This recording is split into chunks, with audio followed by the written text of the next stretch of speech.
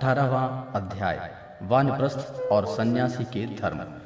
भगवान श्री कृष्ण कहते हैं, प्रिय उद्धव, यदि गृहस्थ मनुष्य वानप्रस्थ आश्रम में जाना चाहे तो अपनी पत्नी को पुत्रों के हाथ सौंप दे अथवा अपने साथ ही ले ले और फिर शांत चित्त से अपनी आयु का तीसरा भाग वन में ही रहकर व्यतीत करे। उसे वन के पवित्र कंद मूल फल और इत्यादि से ही शरीर निर्वाह करना चाहिए।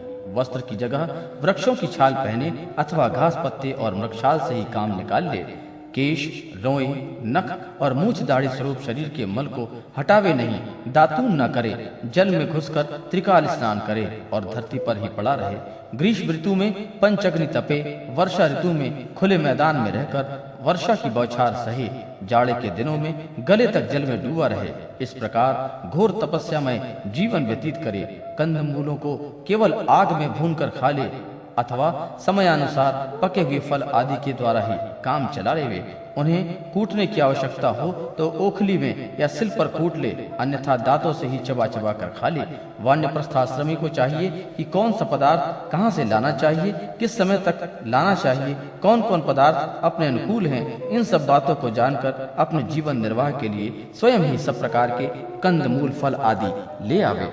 देश काल आदि से अनभिज्ञ लोगों से लाए हुए अथवा दूसरे समय से संचित पदार्थों को अपने काम में न लेवे। नीवार आदि जंगली अन्न से ही चरु पुरोडाश आदि तैयार करे और उन्हीं से समयोचित अग्रयाण आदि वैदिक कर्म करे।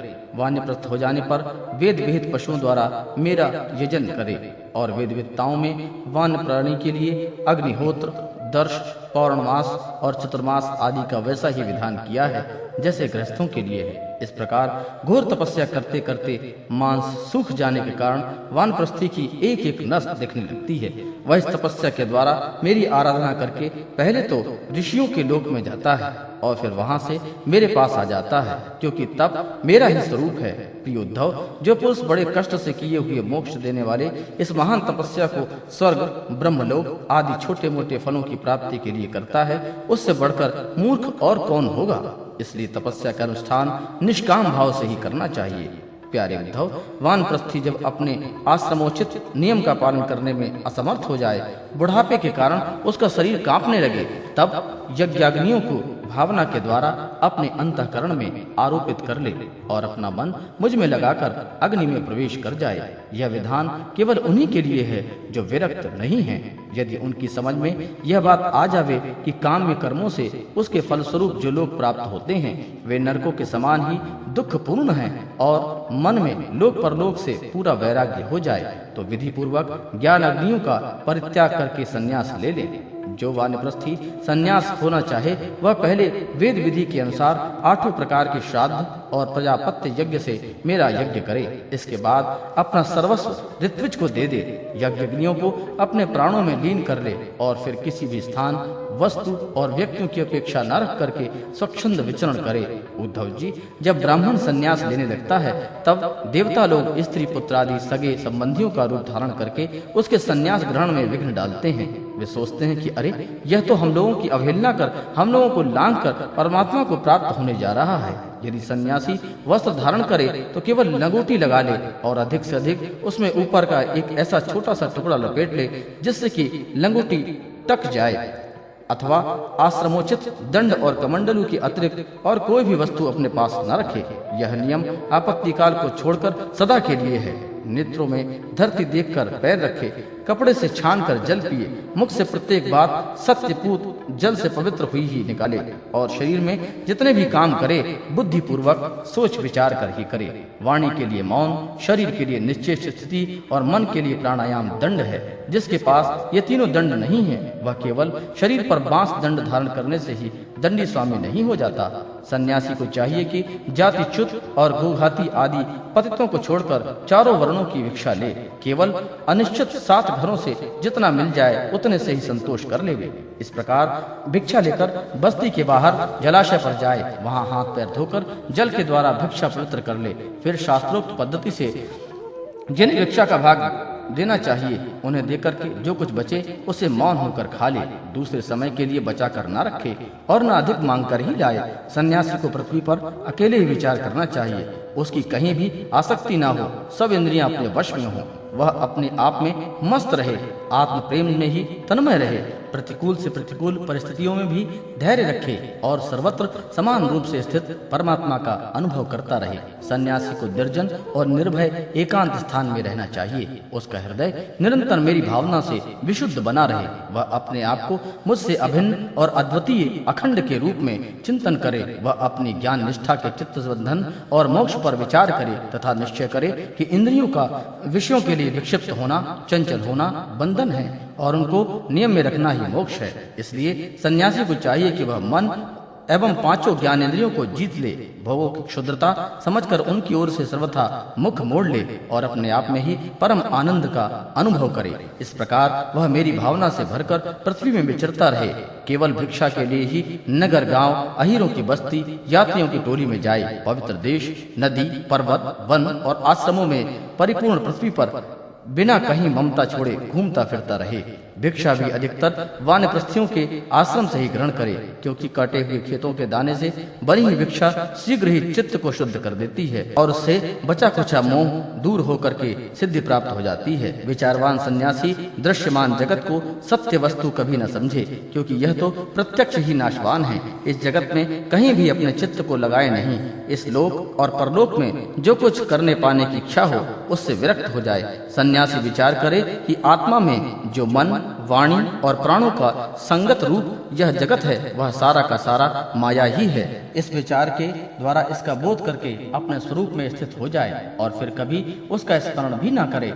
ज्ञाननिष्ठ, विरक्त, मुमुक्षु और मोक्ष की भी अपेक्षा न रखने वाला मेरा भक्त आश्रमों की मर्यादा में बद्ध नहीं है। वह चाहे तो आश्रमों और उसके चिन्हों को छोड़ छाड़ करके वेद शास्त्र के विधि निषेधों से परे होकर के स्वच्छंद विचरे।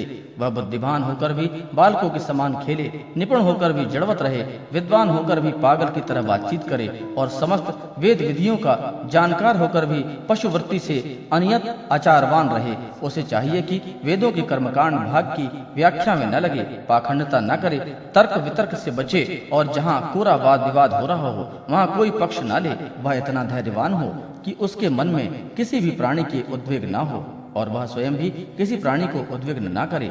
उसकी कोई निंदा करे, कोई प्रसन्नता करे, वह सह ले, किसी का अपमान न करे। प्रिय उद्धव, सन्यासी इस शरीर के लिए किसी से भी वैर न करे।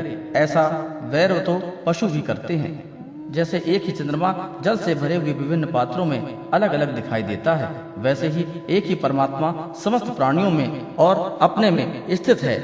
सबकी आत्मा एक ही है। वह पंच महाभूतों से बने हुए शरीर भी सबके एक ही हैं, क्योंकि सब पंच भौतिक तो हैं ही। ऐसी अवस्था में किसी से भी वैर विरोध करना अपमान ही वैर विरोध है। प्रिय उद्धव, सन्यासी को किसी दिन यदि समय पर भोजन न मिले तो उसे दुखी नहीं होना चाहिए और यदि बराबर मिलता रहे तो हर्षित भी नहीं होना चाहिए। उसे चाहिए कि वह धैर्य रखे, मन में हर्ष और विषाद दोनों प्रकार के विकार न आने दे, क्योंकि भोजन मिलना और न मिलना दोनों ही प्रारब्ध के अधीन हैं। भिक्षा अवश्य मांगनी चाहिए, ऐसा करना उचित ही है, क्योंकि भिक्षा ही प्राणों की रक्षा करती है। प्राण रहने से ही तत्व का विचार होता है और तत्व विचार से ही तत्व ज्ञान होकर के मुक्ति मिलती है। सन्यासी को प्रारब्ध के अनुसार अच्छी या बुरी जैसी भी भिक्षा मिल जाए उसी से पेट भर लेना चाहिए। वस्त्र और बिछौने को जैसे भी मिल जाए उनसे ही काम चला लेना चाहिए। उसे अच्छेपन या बुरेपन की कल्पना न करनी चाहिए। जैसे मैं परमेश्वर होने पर भी अपनी लीला से ही शौच आदि शास्त्रोक्त नियमों का पालन करता हूँ, वैसे ही ज्ञाननिष्ठ पुरुष भी शौच, आचमन, स्नान और दूसरे नियमों का पालन से ही आचरण करे। वह शास्त्र विधि के अधीन होकर के विधि किंकर होकर न करे, क्योंकि ज्ञाननिष्ठ पुरुष को भेद की प्राप्ति ही नहीं होती। जो पहले थी वह भी मुझ सर्वात्मा के साक्षात्कार से नष्ट हो गई। यदि कभी कभी मरण पर्यंत बाधित भेद की प्रतीति भी होती है, तब भी देहपात हो जाने पर वह मुझसे एक हो जाता है। उद्धव जी, यह तो हुई ज्ञानवान की बात। अब केवल वैराग्यवान की बात सुनो। जितेंद्रीय पुरुष जब एक यह निश्चय हो जाए कि संसार के विषयों के भोग का फल दुख ही दुख है, तब वह विरक्त हो जाए और यदि वह मेरी प्राप्ति के साधनों को न जानता हो तो भगवत चिंतन में तन्मय रहने वाले ब्रह्मनिष्ठ सद्गुरु की शरण ग्रहण करे।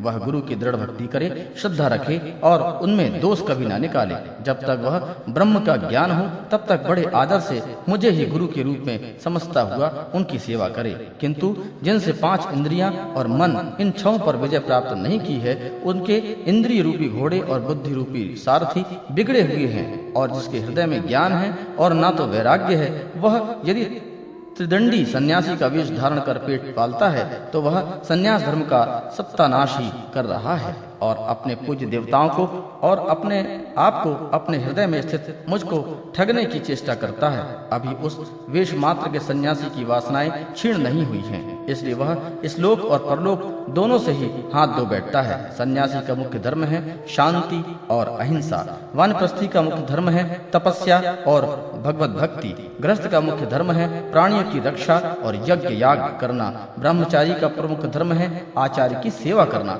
गृहस्थ भी केवल ऋतु काल में ही अपनी स्त्री का सहवास करे, उसके लिए भी ब्रह्मचर्य, तपस्या, शौच, संतोष और समस्त प्राणियों के प्रति प्रेम भाव ये प्रमुख धर्म है। मेरी उपासना तो सभी को करनी चाहिए। जो पुरुष इस प्रकार अनन्य भाव से अपने वर्णाश्रम धर्म के अनुसार मेरी सेवा सदैव करते रहते हैं और समस्त प्राणियों में मेरी भावना करते रहते हैं, उसे मेरी अविचल भक्ति प्राप्त हो जाती है। उद्धव जी, मैं संपूर्ण लोकों का एकमात्र स्वामी, सबकी उत्पत्ति प्रलय का परम कारण ब्रह्म हूँ। नित्य निरंतर बढ़ने वाली अखंड भक्ति के द्वारा वह मुझे प्राप्त कर लेता है।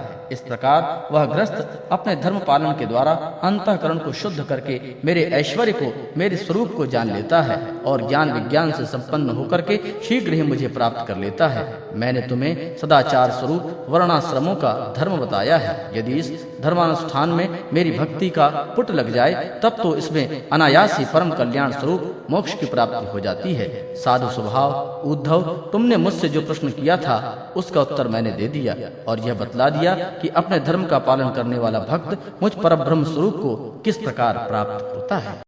19वां अध्याय, भक्ति, ज्ञान और यम नियमादि साधनों का वर्णन। भगवान श्री कृष्ण कहते हैं, उद्धव जी, जिसने उपनिषद आदि शास्त्रों के श्रवण, मनन और निधिध्यासन के द्वारा आत्म साक्षात्कार कर लिया है, जो क्षत्रिय एवं ब्रह्मनिष्ठ है, जिसका निश्चय केवल मुक्तियों और अनुमानों पर ही निर्भर नहीं करता, दूसरे शब्दों में जो केवल परोक्ष ज्ञानी नहीं है, वह यह जानकर कि संपूर्ण द्वैत प्रपंच और इसकी निवृत्ति का साधन वृत्ति ज्ञान माया मात्र है, उन्हें मुझ में लीन कर दे। वे दोनों ही मुझ आत्मा में अध्यरत हैं, ऐसा जान ले। ज्ञानी पुरुष अभिष्ट पदार्थ मैं ही हूँ, उसके साधन, साध्य, स्वर्ग और अपवर्ग मैं ही हूँ। मेरे अतिरिक्त और किसी भी पदार्थ से वह प्रेम नहीं करता। जो ज्ञान और विज्ञान से संपन्न सिद्ध पुरुष हैं, वे ही मेरे वास्तविक स्वरूप को जानते हैं, इसलिए ज्ञानी पुरुष मुझे सबसे प्रिय हैं। उद्धव जी, ज्ञानी पुरुष अपने यज्ञ के द्वारा निरंतर मुझे अपने अंतःकरण में धारण करता है। तत्व ज्ञान के लेश मात्र का उदय होने से जो सिद्ध प्राप्त होती है, वह तपस्या, तीर्थ, जप, दान अथवा अंतःकरण शुद्धि और किसी भी साधना से पूर्णतया नहीं हो सकती। इसलिए मेरे प्यारे उद्धव, तुम ज्ञान के सहित अपने आत्म स्वरूप को भी जान लो और फिर ज्ञान विज्ञान से संपन्न होकर भक्ति भाव से मेरा भजन करो। बड़े बड़े ऋषि मुनियों ने ज्ञान विज्ञान रूप यज्ञ के द्वारा अपने अंतःकरण में मुझे सब यज्ञों के अधिपति आत्मा का यजन करके परम सिद्धि प्राप्त की है। उद्धव, आध्यात्मिक, आधिदैविक और आदि भौतिक इन तीनों विकारों की समष्टि ही शरीर है और वह सर्वथा तुम्हारे आश्रित है। यह पहले नहीं था और अंत में भी नहीं रहेगा, केवल बीच में ही दिख रहा है, इसलिए इसे जादू के खेल के समान माया ही समझना चाहिए। इसके जो जन्मज, रहना, बढ़ना, बदलना, घटना और नष्ट होना, ये 6 भाव विकार हैं। इनसे तुम्हारा कोई संबंध नहीं है। यही नहीं, ये विकार उसके भी नहीं हैं, क्योंकि वह स्वयं असत है। असत वस्तु जो पहले नहीं थी, बाद में भी नहीं रहेगी, इसलिए बीच में भी उसका कोई अस्तित्व नहीं होता। उद्धव जी ने कहा, विश्व स्वरूप परमात्मन, आप ही विश्व के स्वामी हैं। आपका यह वैराग्य से विज्ञान और युक्त सनातन एवं विशुद्ध ज्ञान जिस प्रकार सुदृढ़ हो जाए, उसी प्रकार मुझे स्पष्ट करके समझाइए। और उस अपने भक्ति योग का भी वर्णन कीजिए जिस ब्रह्म आदि महापुरुष में भी ढूंढा करते हैं। मेरे स्वामी, जो पुरुष इस संसार के विकट मार्ग में तीनों तपों के थपेड़े खा रहे हैं और भीतर बाहर जल भुन रहे हैं, उनके लिए आपके अमृत वर्षी युगल चरणारविंदों की छत्र छाया के अतिरिक्त और कोई भी आश्रय नहीं दिखता। महानुभाव, आपका यह अपना सेवक अंधेरे कुएं में पड़ा हुआ है। काल रूपी सर्प ने इसे डस रखा है, फिर भी विषयों के क्षुद्र सुख भोगों की तीव्र तृष्णा मिटती नहीं, बढ़ती ही जा रही है। आप कृपा करके इसका उद्धार कीजिए और इससे मुक्त करने वाली वाणी की सुधा धारा से इसे सराबोर कर दीजिए। भगवान श्री कृष्ण ने कहा, उद्धव जी, जो प्रश्न तुमने मुझसे किया है यह वही प्रश्न धर्मराज युधिष्ठिर ने धार्मिक शिरोमणि भीष्म पितामह से किया था। उस समय हम सभी लोग वहां विद्यमान थे। तब भारतीय महायुद्ध समाप्त हो चुका था और धर्मराज युधिष्ठिर अपने स्वजन संबंधियों के संहार से शोक विह्वल हो रहे थे। तब उन्होंने भीष्म पितामह से बहुत से धार्मिकों का विवरण सुनने के पश्चात मोक्ष के साधनों के संबंध में प्रश्न किया था। उस समय भीष्म पितामह के मुख से सुने हुए मोक्ष धर्म में मैं तुम्हें सुनाऊंगा, क्योंकि वे ज्ञान, वैराग्य, विज्ञान, श्रद्धा और भक्ति के भावों से परिपूर्ण हैं। उद्धव जी, जिस ज्ञान से प्रकृति, पुरुष, महातत्व, अहंकार और पंचतन मात्र, ये 9-5 ज्ञानेन्द्री, 5 कर्मेंद्री और 1 मन, ये 11-5 महाभूत और 3 गुण अर्थात इन 28 तत्वों को ब्रह्मवेद से लेकर तृष्णा तक संपूर्ण कार्यों में देखा जाता है और इनमें भी एक परम तत्व को अनुगत रूप से देखा जाता है। वह परोक्ष ज्ञान है, ऐसा मेरा निश्चय है। जब जिस एक तत्व से अनुगत एकात्मक तत्वों को पहले देखता था, उसको पहले के समान न देखे किंतु एक परम कारण ब्रह्मा को ही देखे, तब यही निश्चित विज्ञान अपेक्षा ज्ञान कहलाता है। इस ज्ञान और विज्ञान को प्राप्त करने की युक्ति यह है कि यह शरीर आदि जितने भी त्रिगुणात्मक सावयव पदार्थ हैं, उनकी स्थिति, उत्पत्ति और प्रलय का विचार करे। जो तत्व वस्तु सृष्टि के आरंभ में और अंत में कारण रूप में स्थित रहती है, वही मध्य में भी रहती है और वही प्रतीयमान कार्य में भी, प्रतीयमान कार्यांतर में भी अनुगत भी होती है। फिर उस कार्यों का प्रलय अथवा बाध होने पर उसकी साक्षी एवं अधिष्ठान रूप से शेष रह जाती है। वही सत्य परमार्थ वस्तु है, ऐसा समझें। श्रुति, प्रत्यक्ष, ऐतिहासिक और महापुरुषों की प्रसिद्धि और अनुमान प्रमाणों में यह 4 प्रमुख हैं। इनकी कसौटी पर कसने से दृश्य प्रपंच अस्थिर, नश्वर एवं विकारी होने के कारण सत्य सिद्ध नहीं होता। इसलिए विवेकी पुरुष इस विविध कल्पना रूप अथवा शब्द मात्र प्रपंच से विरक्त हो जाता है। विवेकी पुरुष को चाहिए कि वह स्वर्ग आदि फल देने के कारण यज्ञादि कर्मों के परिणामी नश्वर होने के कारण ब्रह्मलोक पर्यंत स्वर्गादि सुख अदृष्ट को भी इस प्रकार से विषय भोग के समान ही अमंगल, दुखदायी एवं नाशवान समझे। निष्पाप उद्धव जी, भक्ति योग का वर्णन मैं तुम्हें पहले ही सुना चुका हूँ, परंतु उसमें तुम्हारी बहुत प्रीति है, इसलिए मैं तुम्हें फिर से भक्ति प्राप्त होने का श्रेष्ठ साधन बतलाता हूँ। जो मेरी भक्ति प्राप्त करना चाहता हो वह मेरी अमृतमयी कथा में श्रद्धा रखे, निरंतर मेरे गुण, लीला और नामों का संकीर्तन करे, मेरी पूजा में अत्यंत निष्ठा रखे और स्तोत्रों द्वारा मेरी स्तुति करे, मेरी सेवा पूजा में प्रेम रखे और सामने साष्टांग लौट करके प्रणाम करे। मेरे भक्तों की पूजा मेरी पूजा से बढ़कर करे और समस्त प्राणियों में मुझे ही देखे।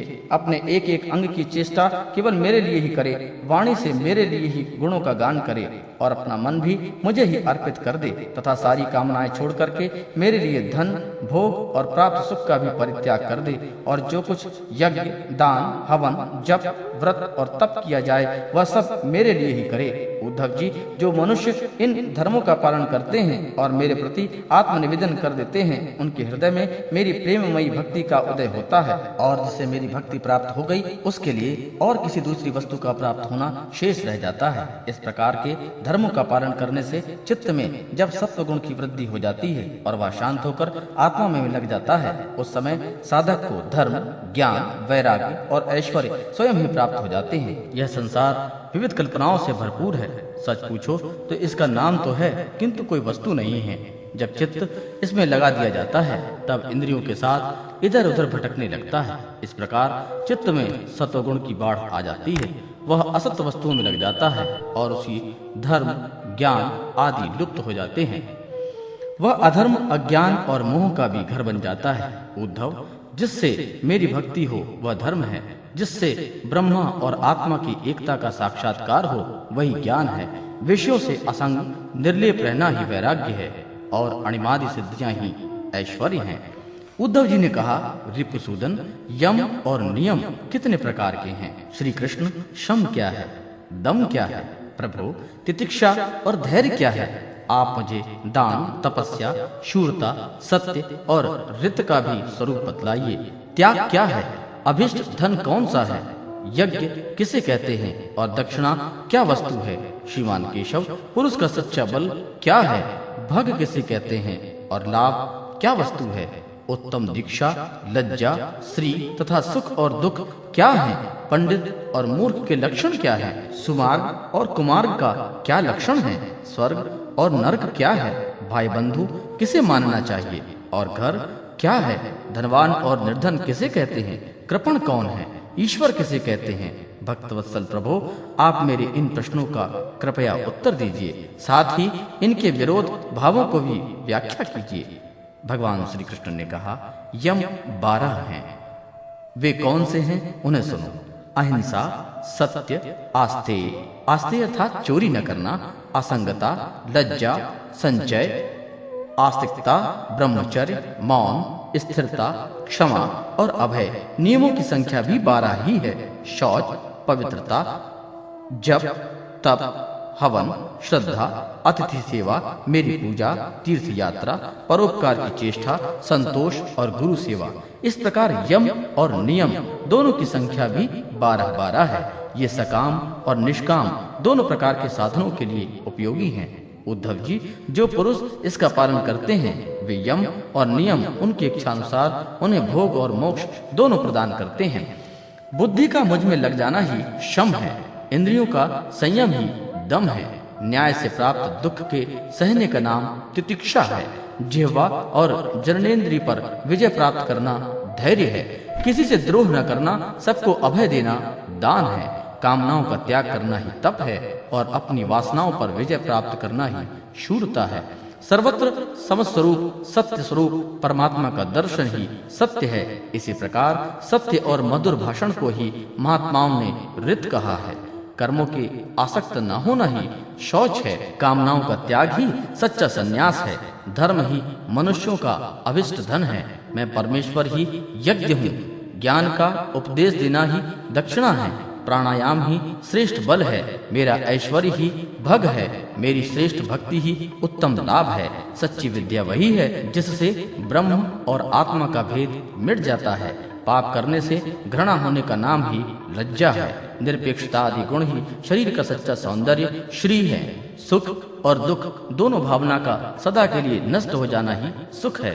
विषय भोगों की कामना ही दुख है। बंधन और मोक्ष का तत्व जानता है वही पंडित है। शरीर आदि में जिसका मैंपन है वही मूर्ख है। संसार की ओर से निवृत्ति करके मुझे प्राप्त कर देता है वही सच्चा सुमार्ग है। चित्त में बहिर्मुक्त होना ही कुमार्गी है। सत्व गुण की वृद्धि ही स्वर्ग और सखे तमोगुण की वृद्धि ही नरक है। गुरु ही सच्चा भाई बंधु है और वह गुरु मैं हूँ। यह मनुष्य शरीर ही सच्चा घर है तथा सच्चा धनी वह है जो गुणों से संपन्न है, जिसके पास गुणों का खजाना है, जिसके चित्त में असंतोष है, भाव का बोध है। वही दरिद्र है जो जितेंद्रिय नहीं है, वही कृपण है, समर्थ, स्वतंत्र और ईश्वर वह है जिसकी चित्तवृत्ति विषयों में आसक्त नहीं है। इसके विपरीत जो विषयों में आसक्त हैं वही सर्वथा असमर्थ है। प्यारे उद्धव, तुमने जितने प्रश्न पूछे थे उनका उत्तर मैंने दे दिया।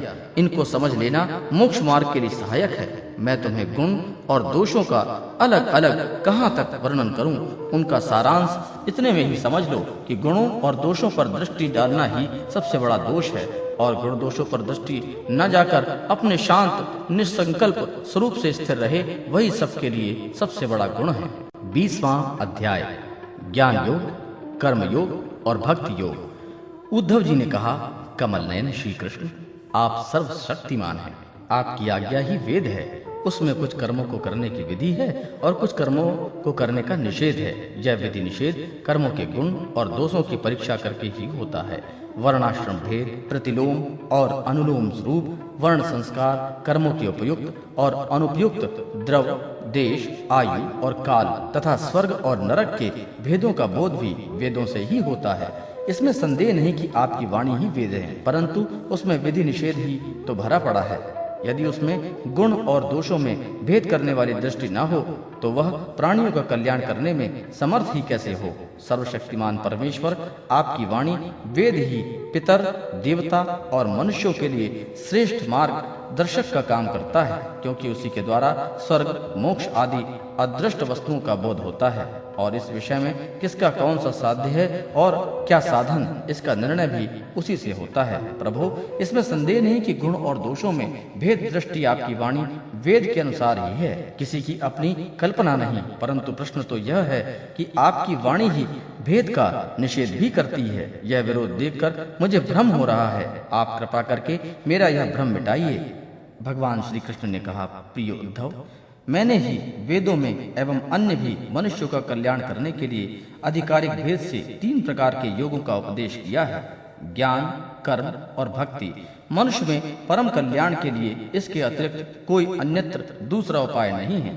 उद्धव जी, जो लोग कर्मों तथा उसके फलों से विरक्त हो गए हैं, उनका त्याग कर चुके हैं, वे ज्ञान योग के अधिकारी हैं। इसके विपरीत जिनके चित्त में कर्मों और उसके फलों में वैराग्य नहीं हुआ है, उनमें दुख बुद्धि नहीं हुई है, वे सकाम भक्ति कर्मयोग के अधिकारी हैं। जो पुरुष ना तो अत्यंत विरक्त हैं और ना अत्यंत आसक्त ही हैं तथा किसी पूर्व जन्म के शुभ कर्म से सौभाग्यवश मेरी लीला कथा आदि में उनकी श्रद्धा हो गई है, वह भक्ति योग का अधिकारी है। उसे भक्ति योग के द्वारा ही सिद्धि मिल जाती है। कर्म के संबंध में जितने भी विधि निषेध हैं, उनके अनुसार तभी तक कर्म करना चाहिए जब तक कर्म में जगत और उसे प्राप्त होने वाले स्वर्ग आदि सुखों से वैराग्य न हो जाए, अथवा जब तक मेरी लीला कथा के श्रवण कीर्तन आदि में श्रद्धा न हो जाए। उद्धव, इस प्रकार अपने वर्ण और आश्रम के अनुकूल धर्म में स्थित रहकर यज्ञों द्वारा बिना किसी आशा और कामना के भी मेरी आराधना करता रहे और निषिद्ध कर्मों से दूर रहकर केवल विहित कर्मों का ही आचरण करे तो उसे स्वर्ग या नरक में नहीं जाना पड़ता। अपने धर्म में निष्ठा रखने वाला पुरुष इस शरीर में रहते रहते ही निषिद्ध कर्मों का परित्याग कर देता है और रागादि मनों से भी मुक्त पवित्र हो जाता है। इसी से अनायास ही उसे आत्म साक्षात स्वरूप विशुद्ध तत्व ज्ञान अथवा द्रुतचित्त होने पर मेरी भक्ति प्राप्त हो जाती है। यह विधि निषेध स्वरूप कर्म का अधिकारी मनुष्य शरीर बहुत ही दुर्लभ है। स्वर्ग और नरक दोनों ही लोकों में रहने वाले जीव इसकी अभिलाषा करते रहते हैं, क्योंकि इसी शरीर में अंतःकरण की शुद्धि होने पर ज्ञान अथवा भक्ति की प्राप्ति हो जाती है। स्वर्ग अथवा नरक का भोग प्रधान शरीर किसी भी साधन से उपयुक्त नहीं है। बुद्धिमान पुरुषों को ना तो स्वर्ग की अभिलाषा करनी चाहिए और ना ही नरक की, और तो क्या इस मनुष्य शरीर की भी क्या कामना करनी चाहिए, क्योंकि किसी भी शरीर में गुण बुद्धि और अभिमान हो जाने से अपने वास्तविक स्वरूप की प्राप्ति के साधन में प्रमाद होने लगता है। यद्यपि मनुष्य शरीर है तो मृत्युग्रस्त ही है, परंतु इसके द्वारा परमार्थ की सत्य वस्तु की प्राप्ति हो सकती है। बुद्धिमान पुरुष को चाहिए कि वह यह बात जानकर मृत्यु होने के पूर्व ही सावधान होकर ऐसी साधना कर ले जिससे वह जन्म मृत्यु के चक्कर में सदा के लिए छूट जाए, मुक्त हो जाए। यह शरीर एक वृक्ष है, इसमें घोंसला बनाकर जीव रूप पक्षी निवास करता है।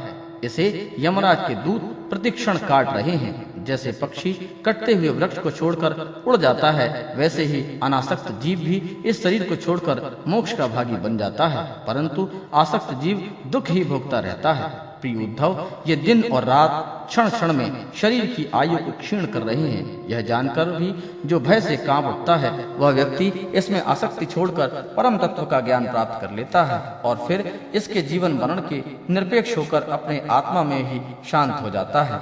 यह मनुष्य शरीर समस्त शुभ फलों की प्राप्ति का मूल है और अत्यंत दुर्लभ होने पर भी अनायास सुलभ हो गया है। इस संसार सागर से पार जाने के लिए यह एक सुदृढ़ नौका है। शरण ग्रहण मात्र से ही गुरुदेव इसके केवट बनकर पतवार का संचालन करने लगते हैं और स्मरण मात्र से ही मैं अनुकूल वायु के रूप में इसे लक्ष्य की ओर बढ़ाने लगता हूँ। इतनी सुविधा होने पर भी जो इस शरीर के द्वारा संसार सागर से पार नहीं हो जाता, वह तो अपने हाथों अपने आत्मा का हनन अद्यह पतन कर रहा है। प्रिय उद्धव, जब पुरुष दोष दर्शन के कारण कर्मों से उद्विग्न और विरक्त हो जाए, तब जितेंद्रिय होकर वह योग में स्थिर हो जाए और अभ्यास आत्मानुसंधान के द्वारा अपना मन मुझ परमात्मा में निश्चल रूप से धारण करे। तब स्थिर करते समय मन चंचल होकर इधर उधर भटकने लगे, तब झटपट बड़ी सावधानी से उसे मनाकर, समझा बुझाकर, फुसलाकर अपने वश में कर ले। इंद्रियों और प्राणों को अपने वश में रखे और मन को एक क्षण के लिए भी स्वतंत्र न छोड़े। उसकी एक एक चाल, एक एक हरकत को देखता रहे। इस प्रकार सत्व संपन्न बुद्धि के द्वारा धीरे धीरे मन को अपने वश में कर लेना चाहिए। जैसे सवार घोड़े को अपने वश में करते समय उसे अपने मनोभाव की पहचान कराना चाहता है, अपनी इच्छा के अनुसार उसे चराना चाहता है और बार बार फुसलाकर उसे अपने वश में कर लेता है, वैसे ही मन को फुसलाकर उसे मीठी मीठी बातें सुनाकर वश में कर लेना ही परम योग है। सांख्य शास्त्र में प्रकृति से लेकर शरीर पर्यंत सृष्टि का जो क्रम बतलाया गया है, उसके अनुसार सृष्टि चिंतन करना चाहिए और जिस क्रम से शरीर आदि का प्रकृति में लय बताया गया है, उस प्रकार लय चिंतन करना चाहिए। यह क्रम तब तक जारी रखना चाहिए जब तक मन शांत स्थिर न हो जाए। जो पुरुष संसार से विरक्त हो गया है और जिसे संसार के पदार्थों में दुख बुद्धि हो गई है, वह अपने गुरुजनों के उपदेश को भली भांति समझकर बार बार अपने स्वरूप को ही चिंतन में संलग्न रहता है। इस अभ्यास को बहुत शीघ्र ही उसका मन अपनी वह चंचलता जो अनात्मा शरीर आदि में आत्मबुद्धि करने से हुई है, छोड़ देता है। यम, नियम, आसन, प्राणायाम, प्रत्याहार, धारणा, ध्यान, समाधि आदि योग मार्गों से वस्तु तत्व का निरीक्षण परीक्षण करने वाली आत्मविद्या से तथा मेरी प्रतिमा की उपासना से अर्थात कर्म योग, ज्ञान योग और भक्ति योग से मन परमात्मा का चिंतन करने लगता है और कोई उपाय नहीं है। उद्धव जी, वैसे तो योगी कभी कोई निंदित कर्म करता ही नहीं, परंतु यदि कभी उसने प्रमादवश कोई अपराध बन जाए तो योग द्वारा उस पाप को जला डाले। कृच्छ, चंद्रायण आदि दूसरे प्रायश्चित कभी न करे। अपने अपने अधिकारों में से जो निष्ठा है वही गुण कहा गया है।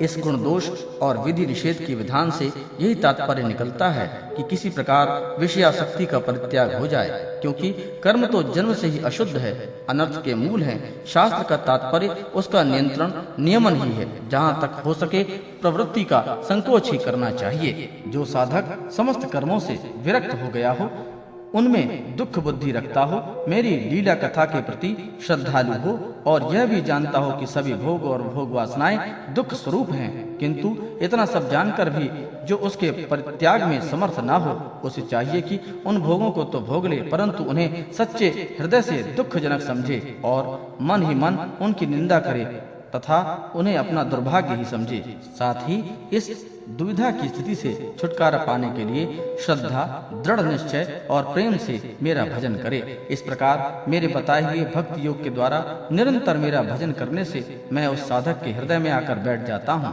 और मेरे विराजमान होने से ही उसके हृदय की सारी वासनाएं अपने संस्कारों के साथ स्वयं नष्ट हो जाती हैं। इस तरह जब उसे मुझ सर्वात्मा का साक्षात्कार हो जाता है, तब तो उसके हृदय की गांठ टूट जाती है, उसके सारे संशय छिन्न भिन्न हो जाते हैं और सर्व वासनाएं सर्वथा क्षीण हो जाती हैं। इसी से जो योगी मेरे भक्ति से युक्त और मेरे चिंतन में मग्न रहता है, उसके लिए ज्ञान अथवा वैराग्य की आवश्यकता नहीं होती। उसका कल्याण तो प्रायः मेरी भक्ति के द्वारा ही हो जाता है। कर्म, तपस्या, ज्ञान, वैराग्य, योगाभ्यास, दान, धर्म और दूसरों के कल्याण साधन में जो कुछ भी स्वर्ग, अपवर्ग, मेरा परम धाम अथवा कोई भी वस्तु प्राप्त होती है, वह सब मेरा भक्त मेरे भक्ति योग के प्रभाव से ही यदि चाहे तो अनायास ही प्राप्त कर लेता है। मेरे अनन्य प्रेम एवं धैर्यवान साधु भक्त स्वयं तो कुछ चाहते ही नहीं। यदि मैं उन्हें देना चाहता हूँ और देता भी हूँ, तो भी दूसरी वस्तुओं की तो बात ही क्या, वे कैवल्य मोक्ष भी नहीं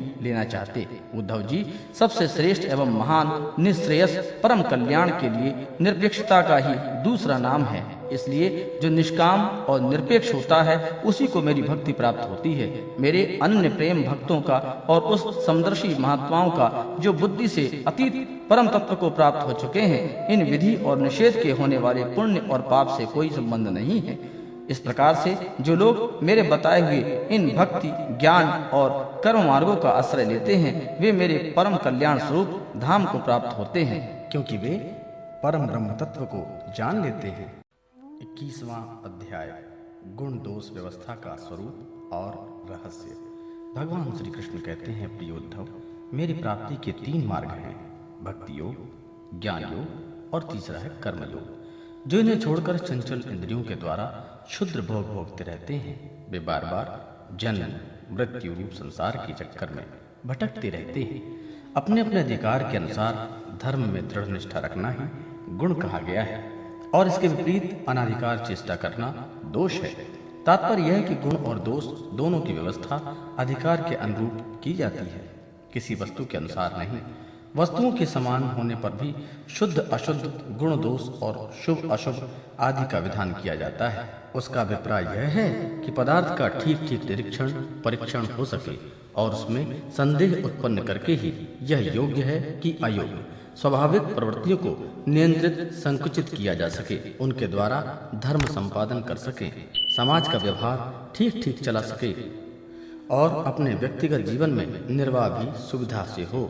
इससे लाभ यह भी है कि मनुष्य अपनी वासना मूलक सहज प्रवृत्तियों के द्वारा इसके जाल में न फंसकर शास्त्रानुसार अपने जीवन को नियंत्रित और मन को वशीभूत कर लेता है। निष्पाप उद्धव, यह आचार मैंने ही मनु आदि का रूप धारण करके धर्म का भार ढोने वाले कर्म जड़ों के लिए उपदेश किया है। पृथ्वी, जल, तेज, वायु, आकाश, ये पंचभूत ही ब्रह्म से लेकर पर्वत वृक्ष पर्यंत सभी प्राणियों के शरीर के मूल कारण हैं। इस तरह वे सब शरीर की दृष्टि तो समान है ही, सबका आत्मा भी एक ही है। प्रिय उद्धव, यद्यपि सबके शरीरों के पंचभूत समान हैं, फिर भी वेदों ने इसके वर्णाश्रम आदि अलग अलग नाम और रूप इसलिए बना दिए हैं कि वे अपनी वासना मूलक प्रवृत्तियों को संकुचित करके नियंत्रित करके धर्म, अर्थ, काम, मोक्ष इन चारों पुरुषार्थों को सिद्ध कर सकें। साधु श्रेष्ठ, देश, काल, फल, निमित्त, अधिकारी और धान्य आदि वस्तुओं के गुण दोषों का विधान भी मेरे द्वारा इसलिए किया गया है कि कर्मों में लोगों की उच्छृंखल प्रवृत्ति न हो, मर्यादा भंग न हो पावे। देशों में वह देश अपवित्र है जिसमें कृष्णसार मृग न हो और जिसके निवासी ब्राह्मण भक्त न हो। कृष्णसार मृग के होने पर भी केवल उन प्रदेशों को छोड़कर जहाँ संत पुरुष रहते हैं। कीटक देश अपवित्र ही है। संस्कार रहित और ऊसर आदि स्थान भी अपवित्र होते हैं। समय वही पवित्र है जिसमें कर्म करने योग्य सामग्री मिल सके तथा कर्म भी हो सके। जिसमें कर्म करने की सामग्री न मिले, आगंतुक दोषों से अथवा स्वाभाविक दोष के कारण जिसमें कर्म ही न हो सके, वह समय अशुद्ध है। पदार्थों की शुद्धि और अशुद्धि द्रव्य, वचन, संस्कार, काल, महत्व अथवा अल्पत्व से भी होता है। जैसे कोई पात्र जल से शुद्ध और मूत्रादि से अशुद्ध हो जाता है, किसी वस्तु की शुद्धि अथवा अशुद्धि में शंका होने पर ब्राह्मणों के वचन से वह शुद्ध हो जाती है, अन्यथा अशुद्ध रहती है। पुष्पादि जल छिड़कने से शुद्ध और सूंघने से अशुद्ध माने जाते हैं। तत्काल का पकाया हुआ अन्न शुद्ध और बासी अन्न अशुद्ध माना जाता है। बड़े सरोवर और नदी आदि का जल शुद्ध और छोटे गड्ढों का जल अशुद्ध माना जाता है। इस प्रकार क्रम से समझ लेना चाहिए। शक्ति, आसक्ति, बुद्धि और वैभव के अनुसार भी पवित्रता और अपवित्रता की व्यवस्था होती है। उसमें भी स्थान और उपयोग करने वाले की आयु का विचार करते हुए ही शुद्ध अशुद्ध वस्तुओं के व्यवहार दोष ठीक तरह से आंका जाता है। जैसे धनी दरिद्र, बलवान निर्बल, बुद्धिमान मूर्ख, उपद्रवपूर्ण और सुखद देश तथा तरुण एवं वृद्धावस्था के भेद से शुद्धि और अशुद्धि की व्यवस्था में अंतर पड़ जाता है। अनाज, लकड़ी, हाथीदार आदि हड्डी सूत, मधु, नमक, तेल, घृत आदि रस, सोना, पारा आदि तेजस पदार्थ, चाम और घड़ा आदि मिट्टी के बने पदार्थ समय पर अपने आप हवा लगने से, आग में जलने से, मिट्टी लगाने से अथवा जल में धोने से शुद्ध हो जाते हैं। देश काल और अवस्था के अनुसार कहीं जल, मिट्टी आदि शोधक सामग्री के संयोग से शुद्धि करनी पड़ती है, तो कहीं कहीं एक एक से भी शुद्धि हो जाती है। यदि किसी वस्तु में कोई अशुद्ध पदार्थ लग गया हो तो छीलने से या मिट्टी आदि मलने से जब उस पदार्थ की गंध और लेप न रहे और वह वस्तु अपने पूर्व रूप में आ जाए तब उसको शुद्ध समझना चाहिए। स्नान, दान, तपस्या, वय, सामर्थ्य, संस्कार, कर्म और मेरे स्मरण से चित्त की शुद्धि होती है, जिनके द्वारा शुद्ध होकर ब्राह्मण, क्षत्रिय और वैश्य को विहित कर्मों का आचरण करना चाहिए। गुरुमुख सुनकर के भली भांति हृदय गम्य करने से, मंत्र की ओर मुझे समर्पित कर देने से कर्म की शुद्धि होती है। उद्धव जी, इस प्रकार देश, काल, पदार्थ, कर्ता, मंत्र और कर्म, इन छहों की शुद्धि होने से धर्म और अशुद्ध होने से अधर्म होता है। कहीं कहीं शास्त्र विधि से गुण दोष हो जाता है और दोष गुण, जैसे ब्राह्मण के लिए संध्या वंदन, गायत्री जप आदि गुण हैं, परंतु शूद्र के लिए दोष हैं।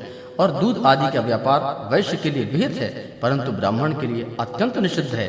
एक ही वस्तु के विषय में किसी के लिए गुण और किसी के लिए दोष का विधान गुण और दोष की वास्तविकता का खंडन कर देता है, और इससे यह निश्चित होता है कि गुण दोष का यह भेद कल्पित है। जो लोग पतित हैं वे पतितों का सा आचरण करते हैं तो उन्हें पाप नहीं लगता, जबकि श्रेष्ठ पुरुषों के लिए वह सर्वथा त्याज्य है। जैसे गृहस्थों के लिए स्वाभाविक होने के कारण अपनी पत्नी का संग पाप नहीं है, परंतु सन्यासियों के लिए घोर पाप है। उद्धव जी, बात तो यह है कि जो नीचे सोया हुआ है वह गिरेगा कहाँ? वैसे ही जो पहले से ही पतित है उसका अब और क्या पतन होगा? जिन जिन दोषों और गुणों से मनुष्य का चित्त उपरत हो जाता है उन्हीं वस्तुओं के बंधन से वह मुक्त हो जाता है। मनुष्यों के लिए यह निवृत्ति रूप धर्म ही परम कल्याण का साधन है, क्योंकि यही शोक, मोह और भय को मिटाने वाला है। उद्धव जी, विषयों में कहीं भी गुणों का आरोप करने से उस वस्तु के प्रति आसक्ति हो जाती है।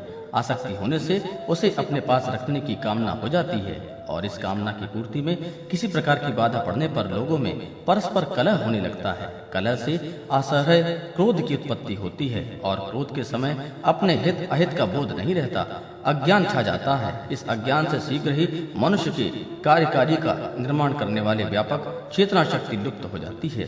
साधु, चेतना शक्ति अर्थात स्मृति की लुप्त हो जाने पर मनुष्य में मनुष्यता नहीं रह जाती, पशुता आ जाती है, और वह शूद्र के समान अस्तित्वहीन हो जाता है। अब उसकी अवस्था वैसी ही हो जाती है जैसे कोई मूर्छित या मुर्दा हो। ऐसी स्थिति में ना तो उसका स्वार्थ बनता है और ना ही परमार्थ। विषयों का चिंतन करते करते यह विषय रूप हो जाता है। उसका जीवन वृक्षों के समान जड़ हो जाता है। उसके शरीर में उसी प्रकार व्यर्थ श्वास चलता रहता है जैसे लोहार की चौगनी की हवा। उसे ना अपना ज्ञान रहता है और ना किसी दूसरे का, वह सर्वथा आत्मवंचित हो जाता है। उद्धव जी, यह स्वर्गादि रूप फल का वर्णन करने वाली श्रुति मनुष्यों के लिए उन लोगों को परम पुरुषार्थ नहीं बतलाती, परंतु बहिर्मुख पुरुषों के लिए अंतःकरण शुद्धि के द्वारा परम कल्याण में मोक्ष की विवक्षा से ही कर्मों में रुचि उत्पन्न करने के लिए वैसा वर्णन करती है। जैसे बच्चों से औषधि में रुचि उत्पन्न कराने के लिए रोचक वाक्य कहे जाते हैं, बेटा प्रेम से गोलियों का काढ़ा पी लो तो तुम्हारी चोटी बढ़ जाएगी, तुम बहुत अच्छे हो जाओगे, इत्यादि बातों से उसे लुभाया जाता है। इसमें संदेह नहीं कि संसार के विषय भोगों में, प्राणों में और सगे संबंधियों में सभी मनुष्य जन्म से ही आसक्त हैं, और उन वस्तुओं की आसक्ति उनकी आत्मोन्नति में बाधक एवं अनर्थक कारण है। वे अपने परम पुरुषार्थ को नहीं जानते, इसलिए स्वर्ग आदि का जो वर्णन मिलता है वह ज्यों का त्यों सत्य है ऐसा विश्वास करके देवादि योनियों में भटकते रहते हैं, और फिर वृक्ष आदि योनियों को घोर अंधकार में पड़ जाते हैं। ऐसी अवस्था में कोई भी विद्वान अथवा वेद फिर से उन्हें उसी विषयों में क्यों प्रवृत्त करेगा? दुर्बुद्धि लोग वेदों का यह अभिप्राय न समझकर कर्म शक्तिवश पुरुषों के समान स्वर्ग आदि लोकों का वर्णन देखते हैं और उन्हीं की परम फल मान करके भटक जाते हैं। परंतु वेदवेत्ता लोग श्रुतियों का ऐसा तात्पर्य नहीं बतलाते। विषय वासनाओं में फंसे हुए दीनहीन लोभी पुरुष रंग बिरंगे पुष्पों के समान स्वर्गादि लोकों को ही सब कुछ समझ बैठते हैं। अग्नि के द्वारा सिद्ध होने वाले यज्ञ आदि कर्मों में मुग्ध हो जाते हैं। उन्हें अंत में देवलोक, पितृलोक आदि की ही प्राप्ति होती है। दूसरी ओर भटक जाने के कारण उन्हें अपने निज धाम आत्मपद का पता नहीं लगता। प्यारे उद्धव, उनके पास साधन है तो केवल कर्म और उसका कोई फल है तो इंद्रियों की तृप्ति। उनकी आंखें धुंधली हो गई हैं, इसी से वे यह बात नहीं जानते कि जिससे इस जगत की उत्पत्ति हुई है, जो स्वयं इस जगत के रूप में है, वह परमात्मा मैं उनके हृदय में हूँ। यदि हिंसा और उसके फल मांस भक्षण में राग ही हो तो उसका त्याग न किया जा सकता हो। तो यज्ञ ही करें, यह परिसंख्या विधि है। स्वाभाविक प्रवृत्ति का संकोच है, संध्या वंदनादि के समान अपूर्व विधि नहीं है। इस प्रकार मेरे परोक्ष अभिप्राय को न जान करके विषय लोलुप पुरुष हिंसा का खिलवाड़ खेलते हैं और दुष्टतावश अपने इंद्रियों की तृप्ति के लिए वध किए हुए पशुओं के मांस से यज्ञ करके देवता, पितर तथा भूत पतियों के यज्ञ का ढोंग करते हैं। उद्धव जी, स्वर्गादि पारलोक स्वप्न के दृश्यों के समान हैं, वास्तव में असत हैं। केवल उनकी बातें सुनने में ही बहुत मीठी लगती हैं। सकाम पुरुष वहाँ के भोगों के लिए मन ही मन अनेकों प्रकार के संकल्प कर लेते हैं और जैसे व्यापारी अधिक लाभ की आशा से मूलधन को भी खो बैठता है, वैसे ही सकाम यज्ञों द्वारा अपने धन का नाश करा देते हैं। वे स्वयं रजोगुणी, सत्वगुणी या तमोगुण में स्थिर रहते हैं। रजोगुणी, सत्वगुणी अथवा तमोगुणी इंद्रादि देवताओं की उपासना करते हैं। वे उन्हीं सामग्रियों से उतना ही परिश्रम से मेरी पूजा नहीं करते। वे जब इस प्रकार की पुष्पिता वाणी से रंग बिरंगी मीठी मीठी बातें सुनते हैं कि हम लोग इस लोक में यज्ञों के द्वारा देवताओं का यजन करके स्वर्ग में जाएंगे और वहां दिव्य आनंद भोगेंगे, उसके बाद जब फिर हमारा जन्म होगा तब हमें बड़े कुलीन परिवार में जन्म मिलेगा, हमारे बड़े बड़े महल होंगे और हमारा कुटुंब बहुत सुखी तथा बहुत ही बड़ा होगा, तब उनका चित्त क्षुब्ध हो जाता है और उन हेकड़ी जताने वाले घमंडियों को मेरे संबंध में बातचीत भी अच्छी नहीं लगती। उद्धव जी, वेदों के 3 कांड हैं, कर्म, उपासना और ज्ञान। इन तीनों कांडों के द्वारा प्रतिदिन विषय हैं ब्रह्मा और आत्मा की एकता। सभी मंत्र और मंत्र दृष्टा ऋषि इस विषय को खोलकर नहीं गुप्त भाव से बतलाते हैं और मुझे भी इस बात को गुप्त भाव से ही कहना अभिष्ट है। वेदों का नाम है शब्द ब्रह्म, वे मेरी मूर्ति हैं, इसी से उनका रहस्य समझाना अत्यंत कठिन है। वह शब्द ब्रह्म परा, पश्यंती और मध्यमा वाणी के रूप में प्राण, मन और इंद्रियमय है। समुद्र के समान सीमा रहित और गहरा है, उसकी थाह लगाना अत्यंत कठिन है, दूभर है। इसी से जैमिनी आदि बड़े बड़े विद्वान भी उसके तात्पर्य का ठीक ठीक निर्णय नहीं कर पाते। उद्धव, मैं अनंत शक्ति संपन्न एवं स्वयं अनंत ब्रह्म हूँ। मैंने ही वेदवाणी का विस्तार किया है। जैसे कमल लाल में पतला सा सूत होता है, वैसे ही वेदवाणी प्राणियों के अंतःकरण में अनाहत नाद के रूप में प्रकट होती है। भगवान हिरण्यगर्भ स्वयं वेद मूर्ति एवं अमृतमय है। उनकी उपाधि है प्राण और स्वयं अनाहत शब्द के द्वारा ही उनकी अभिव्यक्ति हुई है। जैसे मकड़ी अपने हृदय से मुख द्वारा जाला उगलती है और फिर निगल लेती है, वैसे ही वे स्पर्श आदि वर्णों का संकल्प करने वाले मन रूप निमित्त कारण के द्वारा हृदय काश से अनंत अपार अनेकों मार्गों वाली वैखरी रूप वेदवाणी को स्वयं ही प्रकट करते हैं और फिर उसे अपने में ही लीन कर लेते हैं। वह वाणी हृदयगत सूक्ष्म ओंकार द्वारा अभिव्यक्त स्पर्श का से लेकर मा तक तथा 25 स्वर आ से लेके औ तक 9 ऊष्मा श श स ह और अंतस्थल य र ल व इन वर्णों में विभूषित है।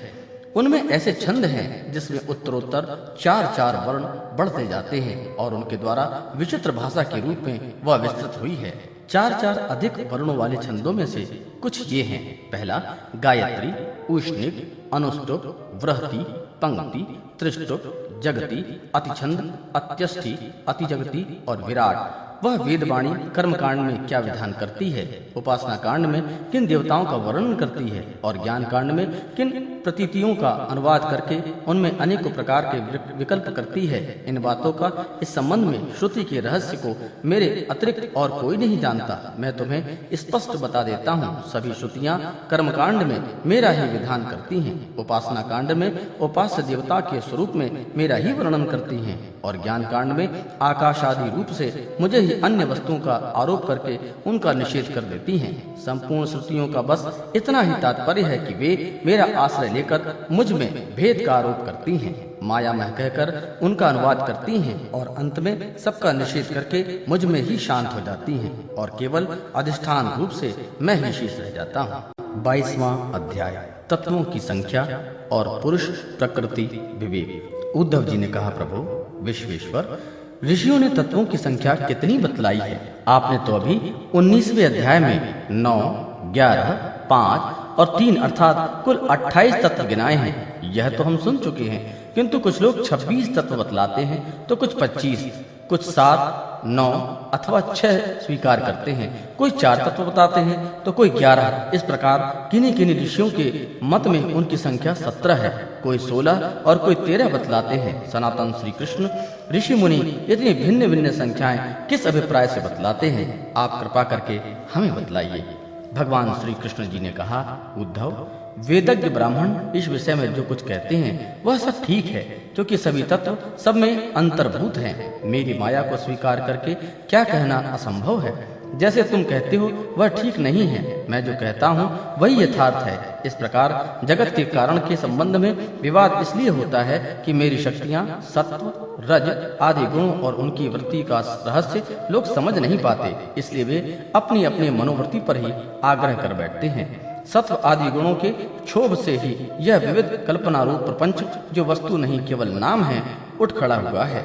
यही वाद विवाद करने वालों के विवाद का विषय है। जब इंद्रियां अपने वश में हो जाती हैं तथा चित्त शांत हो जाता है, तब यह प्रपंच भी निवृत्त हो जाता है और उनकी निवृत्ति के साथ ही सारे वाद विवाद भी निपट जाते हैं। पुरुष शिरोमणि तत्वों का एक दूसरे में अनुप्रवेश है, इसलिए वक्ता तत्वों की जितनी संख्या बतलाना चाहता है उसके अनुसार कारण को कार्य में अथवा कार्य को कारण में मिलाकर अपनी इच्छित संख्या सिद्ध कर लेता है। ऐसा देखा जाता है कि एक ही तत्व में बहुत सारे दूसरे तत्वों का अंतर्भाव हो गया है। इसका कोई संबंधन नहीं है किसका किसमें अंतर्भाव हो। कभी घटपट आदि कार्य वस्तुओं का उसके कारण मिट्टी सूत आदि में, तो कभी मिट्टी सूत आदि का घटपट आदि कार्यों में अंतर्भाव हो जाता है। इसलिए वादी प्रतिवादियों में जिनकी वाणी जिस कार्य को जिस कारण से अथवा जिस कारण को जिस कार्य के अंतर्भूत करके तत्वों में जितनी संख्या स्वीकार की है वह हम निश्चय ही स्वीकार करते हैं, क्योंकि उसका वह उपादान युक्त संगत ही है। उद्धव जी, जिन लोगों ने 26 संख्या स्वीकार की है वे ऐसा कहते हैं कि जीव अनादिकाल से अविद्या से ग्रस्त हो रहा है, वह स्वयं अपने आप को नहीं जान सकता, उसे आत्मज्ञान कराने के लिए किसी अन्य सर्वज्ञ की आवश्यकता है। इसीलिए प्रकृति के कार्य कारण रूप 24 तत्व, 25वां पुरुष और 26वां ईश्वर, इस प्रकार कुल 26 तत्व स्वीकार करने चाहिए। 25 तत्व मानने वाले कहते हैं कि इस शरीर में जीव और ईश्वर का अणुमात्र भी अंतर या भेद नहीं है, इसलिए उनमें भेद की कल्पना व्यर्थ है। रही ज्ञान की बात, सो तो सत्वात्मिक प्रकृति का गुण है ही। तीनों गुणों में साम्यावस्था की प्रकृति है, इसलिए सत्व रज आदि गुण आत्मा के नहीं प्रकृति के ही हैं। इन्हीं के द्वारा जगत की स्थिति, उत्पत्ति और प्रलय हुआ करती है। इसलिए ज्ञान आत्मा का गुण नहीं है, प्रकृति का ही गुण सिद्ध होता है। इस प्रसंग में सत्व गुण ही ज्ञान है, रजोगुण ही कर्म है और तमोगुण ही अज्ञान कहा गया है। गुणों में क्षोभ उत्पन्न करने वाला ईश्वर ही काल है और सूत्र अर्थात महातत्व की स्वभाव है। इसलिए 25 और 26 तत्वों की दोनों की संख्या युक्त संगत है। उद्धव जी, जिन तीनों गुणों को प्रकृति से अलग मान लिया जाए, जैसे कि उनकी उत्पत्ति और प्रलय को देखते हुए मानना चाहिए, तो तत्वों की संख्या स्वयं ही 28 हो जाती है। उन तीनों के अतिरिक्त 25 ये हैं पुरुष, प्रकृति, महातत्व, अहंकार, आकाश, वायु, तेज, जल और पृथ्वी। ये 9 तत्व मैं पहले ही गिना चुका हूँ। श्रोत्र, त्वचा, चक्षु, नासिका और रसना, ये 5 ज्ञानेंद्रियां, वाक, पाणी, पाद, पायु और उपस्थ, ये 5 कर्मेंद्रियां तथा मन जो कर्मेंद्री और ज्ञानेंद्री दोनों ही है। इस प्रकार कुल 11 इंद्रियां तथा शब्द, स्पर्श, रूप, रस और गंध, ये ज्ञानेंद्रियों के 5 विषय। इस प्रकार 3, 9, 11 और 5 सब मिलाकर 28 तत्व होते हैं। कामेंद्रियों के द्वारा होने वाले 5 कर्म, चलना, बोलना, मल त्यागना, पेशाब करना, काम करना, इनके द्वारा तत्वों की संख्या नहीं बढ़ती। इन्हें कर्मेंद्रिय स्वरूप ही मानना चाहिए। सृष्टि के आरंभ में कार्य 11 इंद्रियां और पंचभूत के कारण महातत्व आदि के रूप में प्रकृति ही रहती है। वही सत्वगुण, रजोगुण और तमोगुण की सहायता से जगत की स्थिति, उत्पत्ति और संहार संबंधी अवस्थाएं धारण करती है। अव्यक्त पुरुष को प्रकृति और उसकी अव्यवस्थाओं का केवल साक्षी मात्र बना रहता है। महातत्व आदि कारण धातुओं विकार को प्राप्त होते हुए पुरुष के ईक्षण से शक्ति प्राप्त करके परस्पर मिल जाते हैं और प्रकृति का आश्रय लेकर उसी के बल से ब्रह्मांड की सृष्टि करते हैं। उद्धव जी, जो लोग तत्वों की संख्या 7 स्वीकार करते हैं, उनके विचार से आकाश, वायु, तेज, जल और पृथ्वी, ये 5 भूत, छठा जीव और 7वां परमात्मा जो साक्ष्य जीव और साक्ष्य जगत दोनों का अधिष्ठाता है, ये तत्व हैं देह, इंद्री, प्राण आदि की उत्पत्ति तो पंचभूतों से हुई है, इसलिए वे इन्हें अलग नहीं गिनते। जो लोग केवल 6 तत्व स्वीकार करते हैं वे कहते हैं कि 5 भूत हैं और छठा है परम पुरुष परमात्मा। वह परमात्मा अपने बनाए हुए पंचभूतों से युक्त देह होकर आदि की सृष्टि करता है और उसमें जीव रूप से प्रवेश करता है। इस मत के अनुसार जीव का परमात्मा से और शरीर आदि का पंचभूतों से समावेश हो जाता है। जो लोग कारण के रूप में 4 ही तत्व स्वीकार करते हैं वे कहते हैं आत्मा से तेज, जल और पृथ्वी की उत्पत्ति हुई है और जगत में जितने पदार्थ हैं वे सब इन्हीं से उत्पन्न होते हैं। वे सभी पदार्थों का इन्हीं में समावेश कर लेते हैं। जो लोग तत्वों की संख्या 17 बताते हैं वे इस प्रकार गणना करते हैं: 5 महाभूत, 5 तन्मात्राएं, 5 ज्ञानेंद्रियां, 1 मन और 1 आत्मा। जो लोग तत्वों की संख्या 16 बताते हैं उनकी गणना भी इसी प्रकार है। अंतर केवल इतना ही है कि वे आत्मा में मन का भी समावेश कर लेते हैं और जिस प्रकार उनकी तत्व संख्या 16 रह जाती है। जो लोग 13 तत्व मानते हैं वे कहते हैं कि आकाश आदि 5 भूत, श्रोत्रादि 5 ज्ञानेंद्रियां, 1 मन, 1 जीवात्मा और परमात्मा, ये 13 तत्व हैं। 11 संख्या मानने वालों ने 5 भूत, 5 ज्ञानेंद्रियां और इसके अतिरिक्त 1 आत्मा का अस्तित्व स्वीकार किया है। जो लोग 9 तत्व मानते हैं वे आकाश आदि 5 भूत और मन, बुद्धि, अहंकार, ये 8 प्रकृतियां और 9वां पुरुष, इन्हीं को तत्व मानते हैं। उद्धव जी, इस प्रकार ऋषि मुनियों ने भिन्न भिन्न प्रकार से तत्वों की गणना की है। सबका कहना उचित ही है क्योंकि सबकी संख्या युक्त है। जो लोग तत्व ज्ञानी हैं उन्हें किसी भी मत में बुराई नहीं दिखती, उनके लिए तो सब कुछ ठीक ही है। उद्धव जी ने कहा, श्याम सुंदर, यद्यपि स्वरूपवत प्रकृति और पुरुष दोनों एक दूसरे से सर्वथा भिन्न हैं, तथापि वे आपस में इतने घुल मिल गए हैं कि साधारणतः उनका भेद नहीं जान पड़ता। प्रकृति में पुरुष और पुरुष में प्रकृति अभिन्न से प्रतीत होते हैं। इसकी भिन्नता स्पष्ट कैसे हो? कमल नयन श्री कृष्ण, मेरे हृदय में इसकी भिन्नता और अभिन्नता को लेकर बड़ा ही संदेह है। आप तो सर्वज्ञ हैं, अपनी युक्त वाणी से मेरे संदेह का निवारण कीजिए। भगवान, आपकी वाणी से ही जीवों का ज्ञान होता है और आपकी माया शक्ति से ही उनके ज्ञान का नाश होता है। अपनी आत्मस्वरूपणी माया की विचित्र गति आप ही जानते हैं और कोई नहीं जानता। अतएव आप मेरा यह संदेह मिटाने में समर्थ हैं। कृपया मेरा संदेह मिटावे। भगवान श्री कृष्ण ने कहा, उद्धव जी, प्रकृति और पुरुष, शरीर और आत्मा, इन दोनों में अत्यंत भेद है। इस प्रकृत जगत में जन्म, मरण एवं वृद्धि, ह्रास आदि विकार लगे ही रहते हैं। इनका कारण यह है कि यह गुणों के क्षोभ से वही बना है। प्रिय मित्र, मेरी माया त्रिगुणात्मक है। वह अपने सत्व, रज आदि गुणों से अनेक प्रकार के भेद वृत्तियां पैदा कर देती है। यद्यपि इसका विस्तार असीम है, फिर भी इस विकारात्मक सृष्टि को 3 भागों में बांट सकते हैं। वे 3 भाग हैं: आध्यात्म, आदिदेव और आदिभूत। उदाहरणार्थ, नेत्रेंद्रिय आध्यात्म है, उसका विषय रूप आदिभूत है और नेत्र गोल में स्थित सूर्य देवता का अंश आदिदेव है। ये तीनों परस्पर एक दूसरे से के आश्रय से सिद्ध होते हैं और इसीलिए आध्यात्म, आदिदेव और आदिभूत ये तीनों ही परस्पर सापेक्ष हैं। परंतु आकाश में स्थित सूर्यमंडल इन तीनों की अपेक्षा से मुक्त है क्योंकि वह स्वतः सिद्ध है। इसी प्रकार आत्मा भी उपर्युक्त तीनों भेदों का मूल कारण, उनका साक्षी और उनसे परे है। वही अपने स्वयं सिद्ध प्रकाश से समस्त सिद्ध पदार्थों की मूल सिद्धि है। उसी के द्वारा सबका प्रकाश होता है। जिस प्रकार चक्षु के 3 भेद बताए गए हैं, उसी प्रकार त्वचा, श्रोत्र, जिह्वा, नासिका और चित्त आदि के भी 3 भेद हैं। प्रकृति से महातत्व बनता है, महातत्व से अहंकार। इस प्रकार यह अहंकार गुणों के क्षोभ से उत्पन्न हुआ।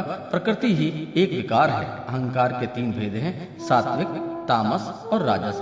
यह अहंकार ही अज्ञान और सृष्टि की विविधता का मूल कारण है। आत्मज्ञान रूप है, उसका यह पदार्थों से न कोई संबंध है और न उससे कोई विवाद की ही बात है। अस्ति नास्ति, है नहीं है, सगुण निर्गुण, भाव अभाव, सत्य मिथ्या आदि रूप ही जितने भी वाद विवाद हैं, सबका मूल कारण भेद दृष्टि ही है। इसमें संदेह नहीं कि इस वाद विवाद का कोई प्रयोजन नहीं है, यह सर्वथा व्यर्थ है। तथापि जो लोग मुझसे अपने वास्तविक स्वरूप से विमुख हैं, वे इस विवाद से मुक्त नहीं हो सकते। उद्धव जी ने पूछा, भगवान, आपसे विमुख जीव अपने किए हुए पुण्य पापों के फलस्वरूप ऊंची नीची योनियों में जाते आते रहते हैं। अब प्रश्न यह है कि व्यापक आत्मा एक शरीर से दूसरे शरीर में जाना अकर्ता का कर्म करना और नित्य वस्तु का जन्म मरण कैसे संभव है? गोविंद, जो लोग आत्मज्ञान से रहित हैं वे तो इस विषय को ठीक ठीक सोच भी नहीं पाते और इस विषय के विद्वान संसार में प्रायः मिलते नहीं, क्योंकि सभी लोग अपनी माया की भूल भुलैया में पड़े हुए हैं। इसीलिए आप ही कृपा करके मुझे इसका रहस्य समझाइए। भगवान श्री कृष्ण ने कहा, प्रिय उद्धव, मनुष्यों का मन कर्म संस्कारों का पुंज है। उसके संस्कारों के अनुसार भोग प्राप्त करने के लिए उसके साथ 5 इंद्रियां भी लगी हुई हैं। इसी का नाम है लिंग शरीर। वही कर्मों के अनुसार एक शरीर से दूसरे शरीर में, एक लोक से दूसरे लोक में आता जाता रहता है। आत्मा इस लिंग शरीर से सर्वथा पृथक है, उसका आना जाना नहीं होता, परंतु जब वह अपने को लिंग शरीर ही समझ बैठता है, उसी में अहंकार कर लेता है, तब उसे भी अपना आना जाना प्रतीत होने लगता है। मन कर्मों के अधीन है, वह देखते हुए या सुनते हुए विषयों का चिंतन करने लगता है और क्षण भर में ही उसमें तदाकार हो जाता है तथा उन्हीं पूर्व चिंतित विषयों में लीन हो जाता है। धीरे धीरे उसकी स्मृति पूर्वापर का अनुसंधान भी नष्ट हो जाता है। उन देवादि शरीरों में इसका इतना अभिनिवेश, इतनी तल्लीनता हो जाती है कि जीव को अपने पूर्व शरीर का स्मरण भी नहीं रहता। किसी भी कारण से शरीर को सर्वथा भूल जाना ही मृत्यु है। उदाहरण, जब यह जीव किसी भी शरीर को अभेद भाव से मैं के स्वरूप में स्वीकार कर लेता है, तब उसे ही जन्म कहते हैं। ठीक वैसे ही जैसे स्वप्नकालीन और मनोरथकालीन शरीर में अभिमान करना ही स्वप्न और मनोरथ कहा जाता है। यह वर्तमान देह में स्थित जीव जैसे पूर्व देह का स्मरण नहीं करता, वैसे ही स्वप्न या मनोरथ में स्थित जीव भी पहले से स्वप्न और मनोरथ को स्मरण नहीं रखता। प्रत्युत उस वर्तमान स्वप्न और मनोरथ में पूर्व सिद्ध होने पर भी अपने को नवीन सा ही समझता है। इंद्रियों के आश्रय मन या शरीर की सृष्टि में आत्म वस्तु में यह उत्तम, मध्यम और अधम त्रिविधता भासती है। उसमें अभिमान करके ही आत्मा बाह्य और अभ्यंतर भेदों का हेतु मालूम पड़ने लगता है। जैसे दुष्ट पुत्र को उत्पन्न करने वाला पिता पुत्र के शत्रु मित्र आदि के लिए भेद का हेतु हो जाता है। प्यारे उद्धव, काल की गति सूक्ष्म है, उसे साधारणतः देखा नहीं जा सकता। उसके द्वारा प्रतिक्षण ही शरीर में उत्पत्ति और नाश होते रहते हैं। सूक्ष्म होने के कारण ही प्रतिक्षण होने वाले जन्म मरण नहीं दिख पड़ते। जैसे काल के प्रभाव से दिए की लौ, नदियों के प्रवाह से वृक्ष की फलों की विशेष विशेष अवस्थाएं बदलती रहती हैं, वैसे ही समस्त प्राणियों में शरीर की आयु अवस्था आदि भी बदलती रहती है। जैसे उन्हीं ज्योतियों का वही दीपक है, प्रवाह का यह वही जल है, ऐसा समझना और कहना मिथ्या है। जैसे ही विषय चिंतन में व्यर्थ आयु बिताने वाले अविवेकी पुरुषों का ऐसा कहना और समझना कि यह वही पुरुष है, सर्वथा मिथ्या है। यद्यपि वह भ्रांत पुरुष भी अपने कर्मों के बीज द्वारा न पैदा होता है न तो मरता है, वह भी अजन्मा और अमर ही है, फिर भी भ्रांति से वह उत्पन्न होता है और मरता सा भी है। जैसे कि काष्ठ से युक्त अग्नि पैदा होती है और नष्ट होता दिखाई पड़ता है। उद्धव जी, गर्भाधान, गर्भवृद्धि, जन्म, बाल्यावस्था, कुमारावस्था, जवानी, अधेड़, बुढ़ापा और मृत्यु, ये 9 अवस्थाएं शरीर की हैं। यह शरीर जीवन से भिन्न है और ये ऊंची नीची अवस्थाएं उसके मनोरथ के अनुसार ही हैं, परंतु यह अज्ञानवश गुणों के संग से इन्हें अपने मानकर भटकने लगता है और कभी कभी विवेक हो जाने पर इन्हें छोड़ भी देता है। पिता को पुत्र से जन्म और पुत्र पिता की मृत्यु अपने अपने जन्म मरण का अनुमान कर लेना चाहिए। जन्म मृत्यु से युक्त देहों का दृष्टा जन्म और मृत्यु से युक्त शरीर नहीं है। जैसे जौ, गेहूं आदि की फसल बोने पर उग आती है और पक जाने पर काट दी जाती है, किंतु जो पुरुष उसमें उगने और कटने का जानने वाला साक्षी है वह उसमें सर्वथा पृथक है। वैसे ही शरीर और उसकी अवस्थाओं का साक्षी है, वह शरीर से सर्वथा पृथक है। अज्ञानी पुरुष इस प्रकार प्रकृति और शरीर से आत्मा का विमोचन नहीं करता। वे उनसे तत्वतः अलग अनुभव नहीं करते। वे विषयों में सच्चा सुख मानने लगते हैं तथा उसी में मोहित होने लगते हैं। इसी से उन्हें जन्म मृत्यु संसार में भटकना पड़ता है। जब विवेकी जीव अपने कर्मों के अनुसार जन्म मृत्यु के चक्र में भटकने लगता है, तब सात्विक कर्मों की आसक्ति से वह ऋषिलोक और देवलोक में, राजसिक कर्मों की आसक्ति से मनुष्य और असुर योनि में तथा तामसी कर्मों की आसक्ति से भूत प्रेत एवं पशु पक्षी आदि योनियों में जाता है। जब मनुष्य किसी को नाचते गाते देखता है तब वह स्वयं भी उसका अनुकरण करने, तान तोड़ने लगता है। वैसे ही जब जीव बुद्धि के गुणों को देखता है तब स्वयं निष्क्रिय होने पर भी उसका अनुकरण करने के लिए बाध्य हो जाता है। जैसे नदी, तालाब आदि के जल के हिलने या चंचल होने पर उसमें प्रतिबिंब तट के वृक्ष भी उसके साथ हिलने डोलने से नजर पड़ते हैं। जैसे घुमाए जाने पर नेत्र के साथ साथ पृथ्वी भी घूमती हुई दिखती है। जैसे मन के द्वारा सोचे गए तथा स्वप्न में देखे गए भोग पदार्थ सर्वथा अलीक होते हैं, वैसे ही दासहार आत्मा का विषयानुरूप संसार भी सर्वथा असत्य है। आत्मा तो नित्य शुद्ध बुद्ध मुक्त स्वभाव ही है। विषयों के सत्य न होने पर भी जो जीव विषय का ही चिंतन करता रहता है, उसका यह जन्म मृत्यु रूप संसार चक्र कभी निवृत्त नहीं होता। जैसे स्वप्न में प्राप्त अनर्थ परंपरा जागो बिना निवृत्त नहीं होती। प्रिय उद्धव, इसीलिए इन दुष्ट कभी न तृप्त होने वाली इंद्रियों से विषयों को मत भोगो। आत्म विषयक अज्ञान से प्रतीत होने वाला सांसारिक भेदभाव ब्रह्म मूलक ही है, ऐसा समझो। असाधु पुरुष गर्दन पकड़कर बाहर निकाल दे, वाणी द्वारा अपमान करे, उपहास करे, निंदा करे, मारे पीटे, बांधे, आजीविका छीन ले, ऊपर थूक दे, मूत दे अथवा तरह तरह के विचलित करें, निष्ठा से डिगाने की चेष्टा करें, उनके किसी भी उपद्रव से शुद्ध ना होना चाहिए, क्योंकि वे तो बेचारे अज्ञानी हैं, उन्हें परमार्थ का तो पता ही नहीं। अतः जो अपने कल्याण का इच्छुक है, उसे भी सभी कठिनाइयों से अपने विवेक बुद्धि द्वारा ही किसी बाह्य साधन से नहीं अपने को बचा लेना चाहिए। वस्तुतः आत्मदृष्टि ही समस्त विपत्तियों से बचने का एकमात्र साधन है। उद्धव जी ने कहा, भगवान, आप समस्त वक्ताओं के शिरोमणि हैं। मैं इस दुर्जनों में किए गए तिरस्कार को अपने मन में अत्यंत असहाय समझता हूँ। अतः जैसे मैं इसको समझ सकूं, आपका उपदेश जीवन में धारण कर सकूं, हमें वैसा बताइए। विश्वात्मन, जो आपके भगवत धर्म के आचरण में प्रेम पूर्वक संलग्न हैं, जिन्होंने आपके चरण कमलों का ही आश्रय ले लिया है, उस शांत पुरुष के अतिरिक्त बड़े बड़े विद्वानों के लिए भी दुष्टों के द्वारा किया हुआ तिरस्कार सह लेना अत्यंत कठिन है, क्योंकि प्रकृति अत्यंत बलवती है।